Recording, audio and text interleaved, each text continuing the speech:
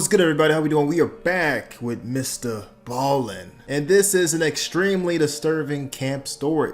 Let's check it out. Today's episode is a very creepy and highly disturbing camping story. But before we get My into kind that of story. if you're a fan of the strange, dark, and mysterious delivered in story format, then you've come to the right place because that's all we do, and we upload once a week. So, if that's of interest to you, the next time the like button is asleep, go to their front yard and spell the words "I hate my neighbors" in gasoline all across their front yard, and then light it on fire. Also, please subscribe you trying to our get me to go to channel jail, and turn Mr. on all Ballen? notifications so you don't miss any of our weekly uploads. Okay, let's get into today's story. You trying to get us arrested? Blood on the mountain. On the afternoon of May 6th, 2008, Okay. a 54-year-old man called Ricky Williams stood on the riverbank casting out his line into the waters of Dismal Creek in western Virginia. Ricky, when I catch you, was Ricky. hoping to get lucky and catch some trout, but he'd been out here fishing for 30 minutes so far, and there were no bites. Normally, Ricky wouldn't care because he loved just fishing for hours and hours at a time. But today, he and his dog, who was right with him, were really hungry because they'd been out in these woods camping for several weeks now, and their food supply was finally dwindling down to the end. And so if they didn't catch any time to fish leave. today, they might not eat. Now, for context, where Ricky was fishing, Dismal Creek, despite its bleak name, it was actually a beautiful, secluded spot on top of a mountain that was on the Appalachian Trail. Oh. The Appalachian Trail is a very famous 2,200-mile-long trail that runs up and down the east coast of the United States. And why that is relevant is because there's this special code for people that hike on the Appalachian Trail. Okay. And the code, which all hikers know, is basically if you come across another hiker on the Appalachian Trail, it is your responsibility to help them if they need help. And it is their responsibility to help you if you need help. Okay. So it's this community of hikers that are always looking to help each other. And so Ricky was very aware of this code on the Appalachian Trail, and he was secretly hoping, as he cast his line over and over again and didn't get any bites. That's assuming if everybody is on the up and up. You can't trust everybody, unfortunately. But just saying.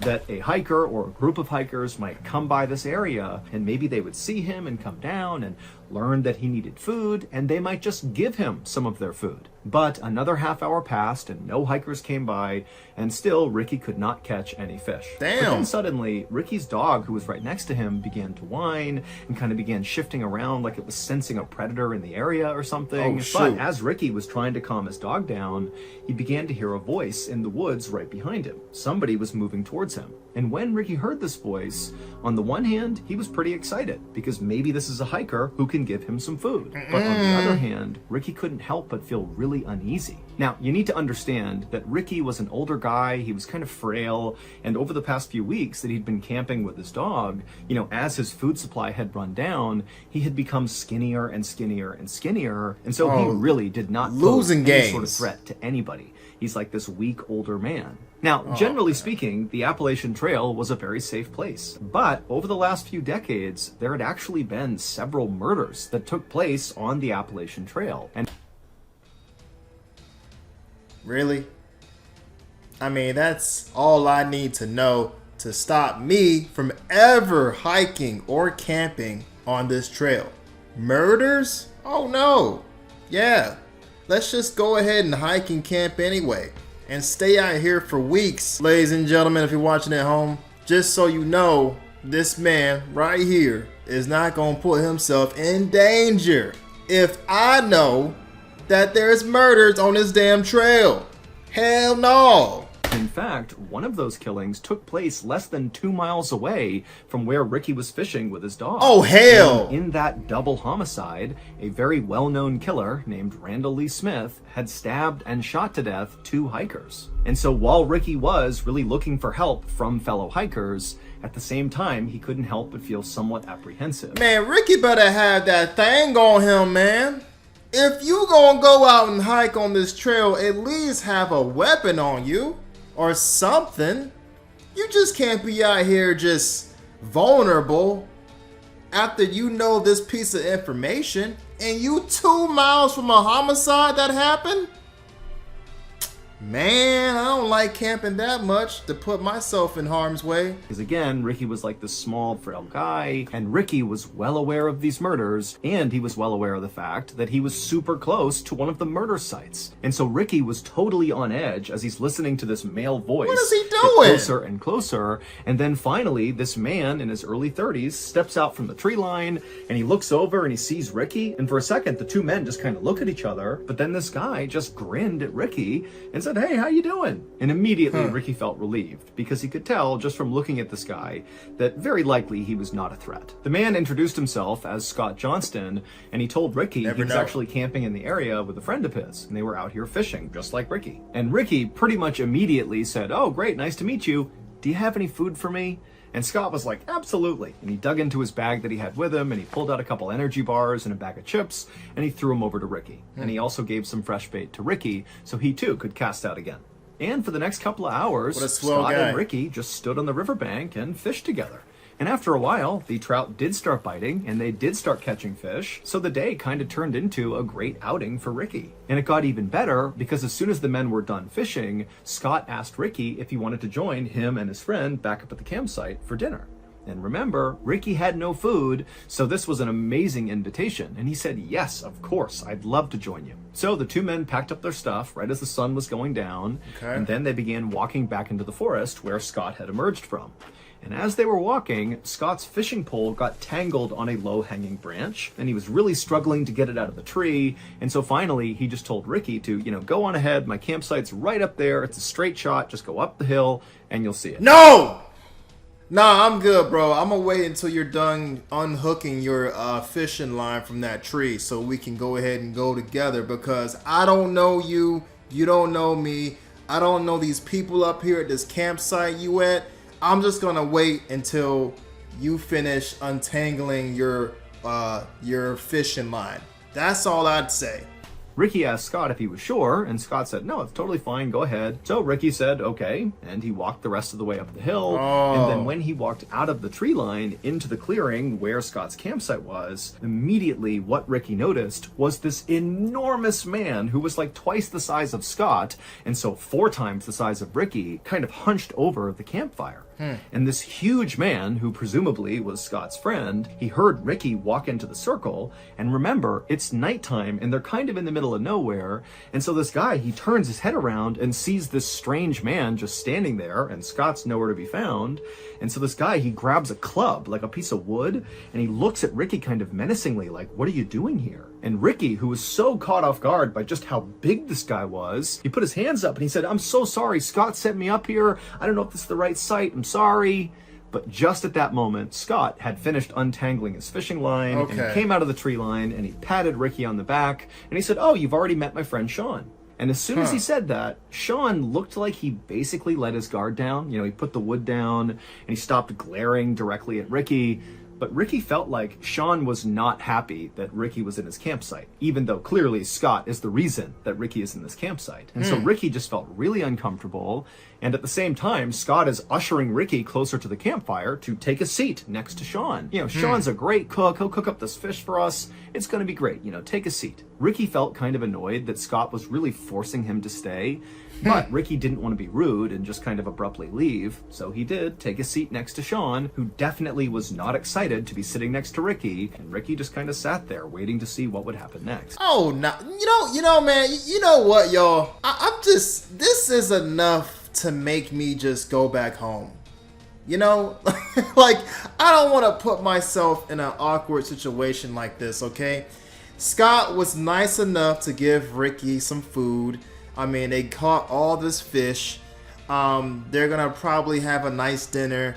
And in the morning, I'm heading out. Hell, maybe even at night, I'm going back to my car, or however I got into this trail, I'm going back to my house. Because why even put myself in this whole awkward situation? Sean ain't fucking with me. He almost fucking hit me in the head with the fucking club. And even after Scott said, "Hey, it's all good, bro," he's still acting kind of weird. Nah, I'm just gonna leave. Okay? Get my dog, get my food that you gave me, and go back home where it's nice and safe. Sounds good to me. And what happened next is Scott walked over to Sean and handed off all the fish that he and Ricky had caught so that Sean could begin to prepare them, to cook them. And then as Ricky is still just sitting there right next to Sean, Scott walked away from the campfire up to his truck, which was parked right next to Sean's Jeep. Don't leave Scott me! Turned on the radio and began blasting country music. And when Ricky heard this music, he kind of winced because to him, part of the reason the outdoors, the Appalachian Trail, being out in nature, part of the reason it was so wonderful was for the peace and quiet. And so it felt kind of like borderline disrespectful to be out in the middle of this beautiful place blaring country music. And so to Ricky, That's he just fair. couldn't help but feel like there's something off about these two guys. They just seem really disrespectful and kind of pushy and maybe aggressive. And so Ricky is just not happy. Just leave. But again, Ricky didn't say anything and didn't attempt to leave because again, he's really hungry and so is his dog and he needs to eat that fish. A moment later, Scott walked back from the truck and took a seat next to Sean, and then he, along with Sean, pulled out their knives and began deboning the fish. And as they were doing this, Ricky again is just kind of sitting there doing nothing. And so he kind of meagerly asked, hey, can you give me a knife and I'll clean a fish? But Sean and Scott kind of waved him off and said, don't worry, we got this. And so Ricky just continued to sit there nervously as all he could watch was the flashing of the light bouncing off their blades. See, this would make me have too much anxiety, y'all. Listen, I get it. Ricky's probably super hungry. I understand that. But sometimes you just gotta really follow your gut feeling with these type of situations, man. If you're getting like some weird vibes from these two guys, it's probably best that you should just leave, I know that you're hungry. Sometimes your hunger overrides all logic. I've been there before, But, I mean, he said that I think Scott gave him some energy bars. I mean, that's enough to get me at least back to like, then again, I don't know how far Ricky is from his, I guess, truck or however he got to where he is. It might be a long hike back to his car, unfortunately. But this doesn't sound too good to me. I mean, it seems like Scott and Sean might be some murderers or some serial killers. You just never know, man. Never know. That's why I don't hike. I don't camp. There's nothing wrong with hiking or camping, but you just don't know. You're out there by yourself in the middle of fucking nowhere. Anything could happen. So, I don't know, man. But eventually, Scott and Sean finished deboning all the fish, and they put their knives away, and at that point, they began cooking the fish over the open flame. And suddenly, for Ricky, it felt like, the mood had shifted a little bit. At least now, the two men were not fiddling around with weapons. It felt kind of safe again. And so Ricky began making some small talk in hopes that would kind of, settle his nerves. Right. And so Ricky told the two men about how much he loved the Appalachian Trail, and how he came out here all the time for weeks at a time with his dog. And Ricky would tell the men that, sometimes he felt more at home out in the wild than he did at home. It was almost like being out in nature was a religious experience for Ricky. And he would even tell Sean and Scott that sometimes when he was out in nature, he would meditate and pray and even do some chanting like part of a ritual. I mean, he was really trying to be in tune with Mother Nature.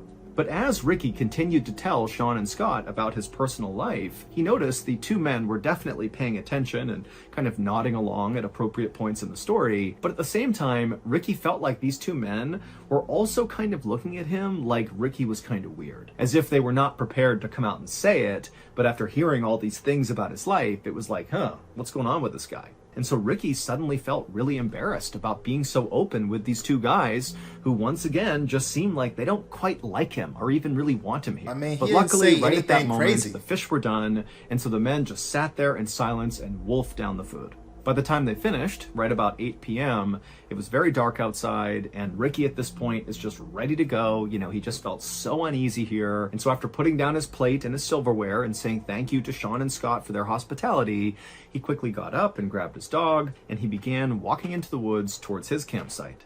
But after Ricky and his dog had walked maybe 10 or 15 feet away from this campsite, two things happened in rapid succession. Shit. Number one, Ricky suddenly stopped and turned around and looked back at the campsite.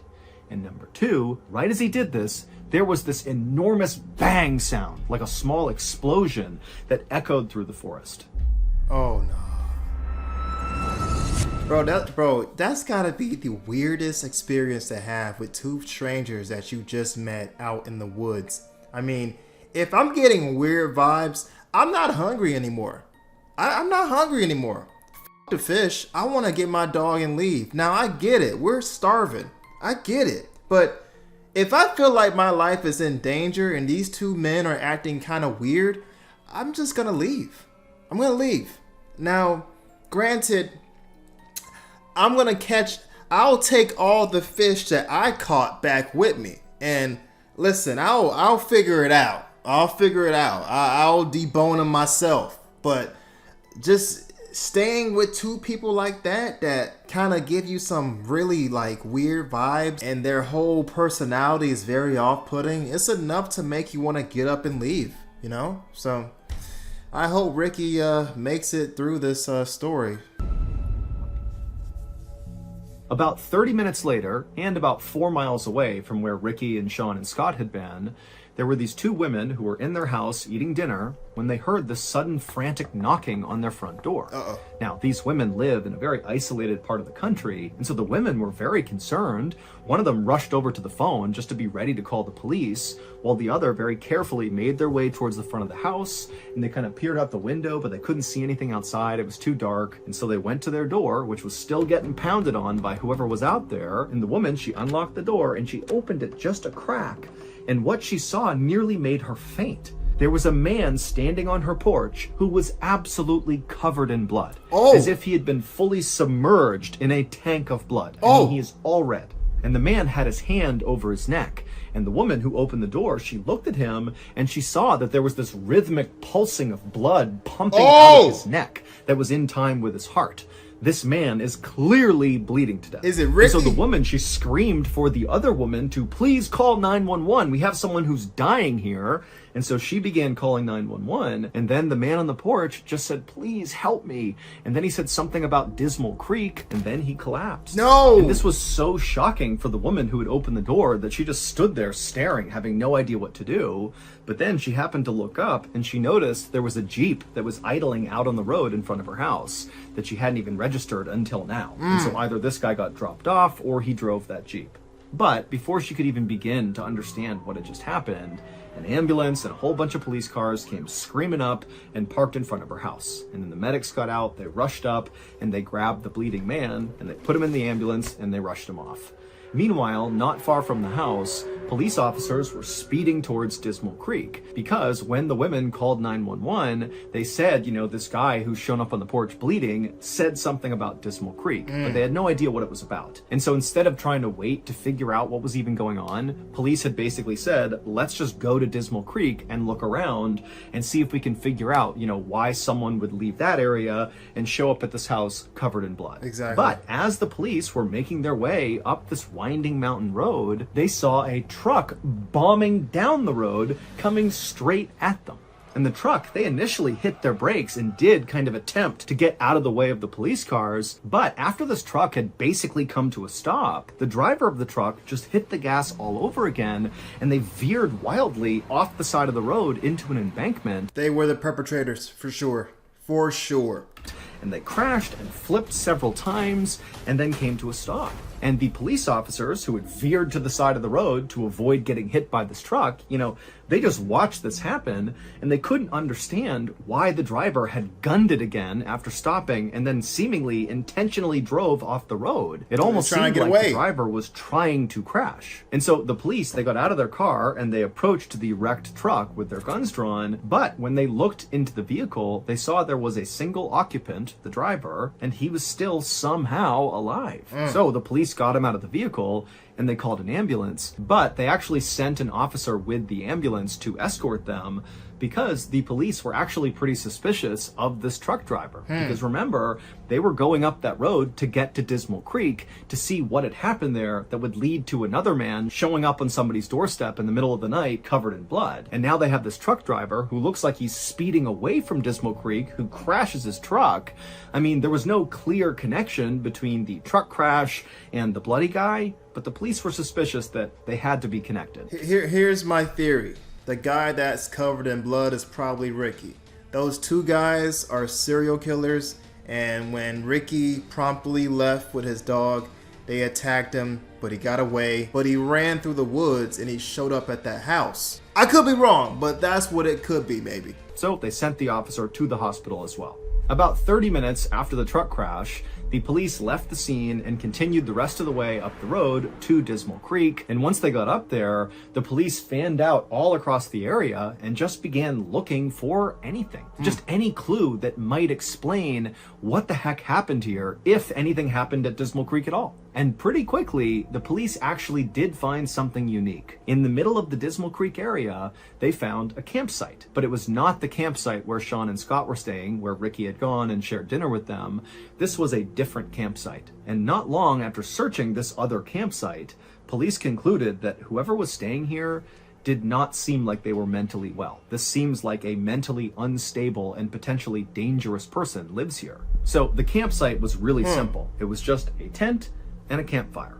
But when the police lifted up the flap and looked inside the tent, they found a collection of 30 knives along with a police scanner that basically picked up police radio chatter in the area, so you could listen to a scanner and basically know what the police were doing in your area. Oh, shit. There were also all these weird piles of clothing. Some were for kids, some were for adults, some were for men, some were for women. There were piles of eyeglasses, and there were 8 pairs of women's underwear. And then also there was a map of the Appalachian Trail inside of this tent, and all over this map along the trail were all these spots that were circled, but there was no information about what these circles meant. However, one of the places that was circled was Dismal Creek. And then next to the map was a radio, and inside the radio was a cassette. And so the police just hit play, and immediately what they heard totally creeped them out, because the tape sounded like some kind of satanic ritual. It was basically this one man's voice just kind of howling and chanting over and over again. But by far, the most shocking thing that was found inside of that tent was a single piece of paper. And this piece of paper was a birth certificate, and the name on the birth certificate was a name that basically all police in this area knew, and in fact, anybody living in or around the Appalachian Trail definitely would know this name. And the identity of this person, the name on the birth certificate, was the key to putting together all these seemingly disconnected events that had happened on this night. From the explosion when Ricky walked away from the fire, to the bloody man at the house, to the truck crash, they were all connected through this single person. A few hours earlier... Man, you better tell me what the name is, Mr. Ballen. Stop stalling, Mr. Ballen. I gotta know. After Ricky had gotten up and walked away from Sean and Scott's campsite, and then after barely making it onto the trail, he had turned around and there was that loud explosion. Well, at that point in the story, Ricky, who's now looking back at the campsite and looking at Sean and Scott, he can see that the two of them, they've heard the sound too, and they were now staring at each other with looks of absolute shock and terror on their faces. But then Ricky watched as Sean reached up and touched his face, and he put his hand out in front of his face, and it was covered in red. And the reason for that was because Sean had just been shot in the face. Because that loud explosion was the sound of Ricky shooting his gun at Sean. And as Sean and Scott stood there staring at each other in absolute disbelief, Ricky, who's still in the tree line, ran towards the fire and just kept on shooting. So it was Ricky. You're saying that Ricky is the one. Oh my gosh.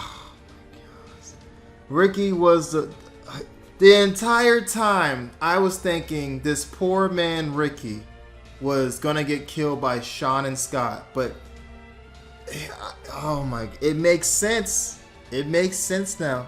You know what should have gave it away for me though is when Mr. Ballen was like, Ricky loved nature so much that he was doing chants and stuff, and then when the police officers heard like the weird chants in that cassette player, that should have been a dead giveaway. God, you just can't trust anybody these days, man. And so Sean at this point, as he sees Ricky coming into the campsite, he stands up and kind of staggers back and falls on the ground.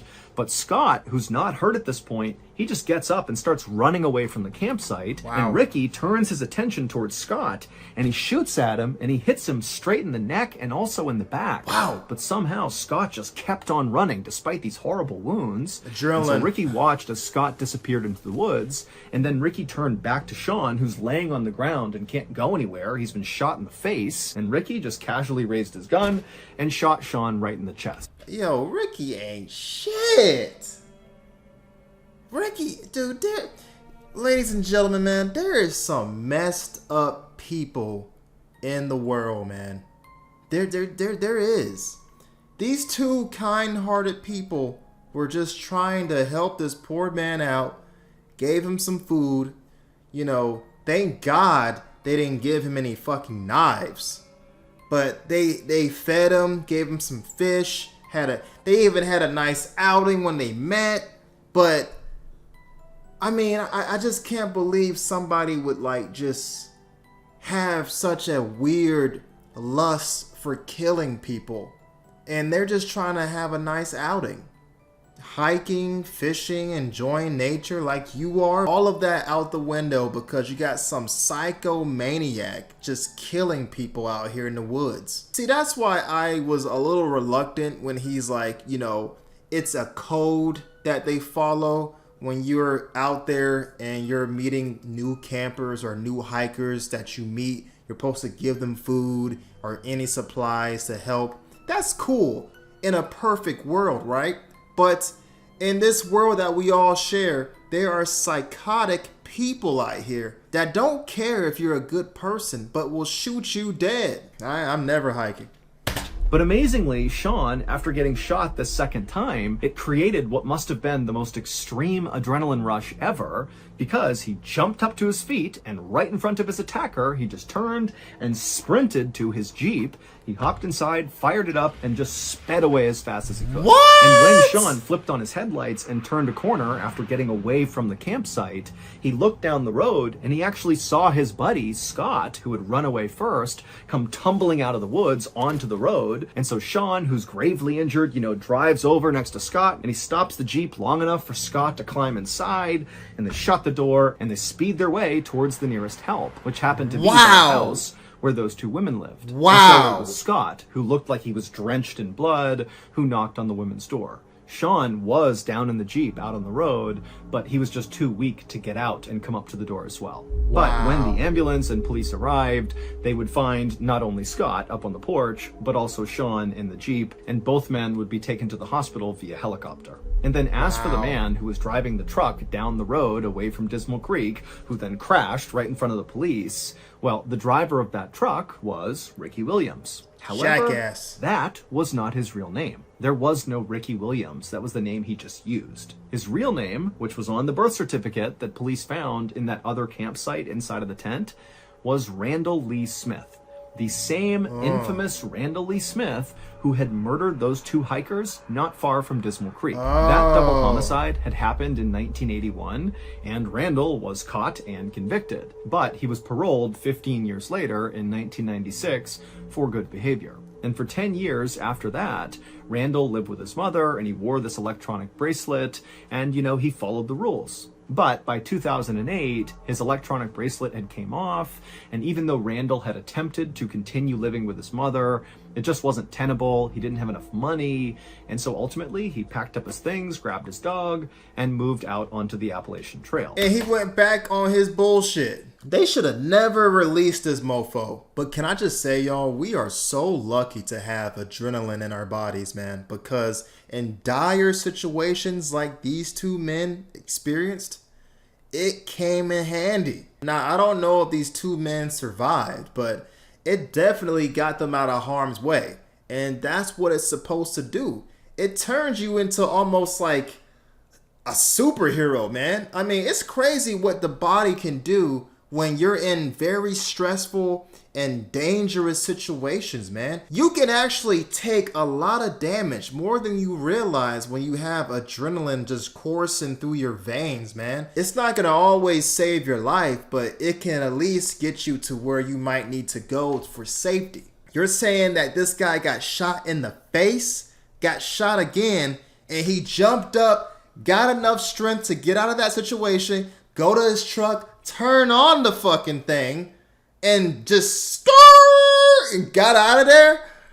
I mean, he's lucky that this guy just wasn't shooting at his truck while he was like, peeling off, man. And on May 6th, 2008, when Sean and Scott arrived in Dismal Creek to go fishing, Randall was waiting. Nobody has any idea why Randall murdered those two hikers back in 1981 or why he targeted Sean and Scott in 2008. All we know is that Randall Lee Smith was very mentally unwell and very likely viewed the Appalachian Trail as like his sacred place. This is his home. This is the place he loves more than anything.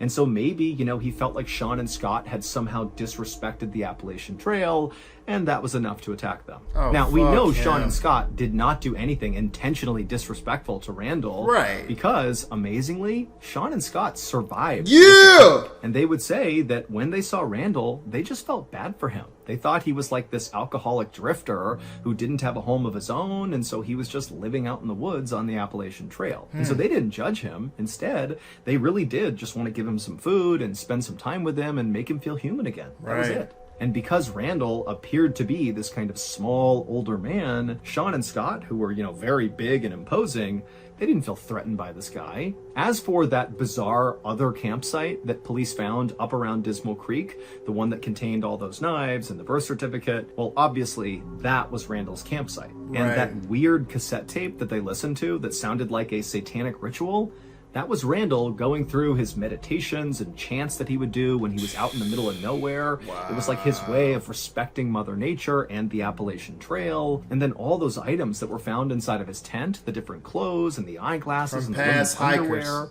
It's believed those could be Randall's other victims. However, when police pulled DNA samples from all of those items that were found inside of his tent, like the clothes and the underwear and the eyeglasses, well, those DNA samples did not match any of the missing people or murder victims in the police's database. And so that wasn't useful. And then also, police went to all those places on that map that were circled. And with the exception of obviously Dismal Creek, they didn't find anything else at the other locations that suggested any violent event had happened there. So only Randall knows the truth, which means we will never know the truth. Because just 4 days after Randall was pulled out of that truck that he crashed, he died in police custody from a blood clot that formed as a result of the crash. And in those 4 days that Randall was in custody, he never gave up that there were any other victims. Today, Sean still has a bullet in his head and in his chest, and Scott still has big scarring on his neck and on his back. But both men have made a full recovery, relatively speaking, and they still go back to Dismal Creek all the time to go camping and fishing. Shit. That would be the end of my hiking adventures at that point. I'd be scarred for life. Now, I know that a lot of you guys may not be religious. I get it, but God was with those two dudes, man. I mean, think about it, y'all. In this situation, most people would probably get killed, because it's such an unexpected thing to happen. You just help somebody out and they turn around and shoot you. A lot of people just get frozen with fear, and it's not like everybody's gonna have the same reaction. You would think, right? But a lot of people will fucking freeze in fear and just, end up dying, But it's because when the situations like that pop off unexpectedly, you're just kind of like, holy shit, this is happening. Like, oh my God, I just got shot. Like, damn. How many of us have been in situations like that? Like, God forbid, right? But, I mean, you just got to be, I guess, you just got to be prepared. I mean, you just never know.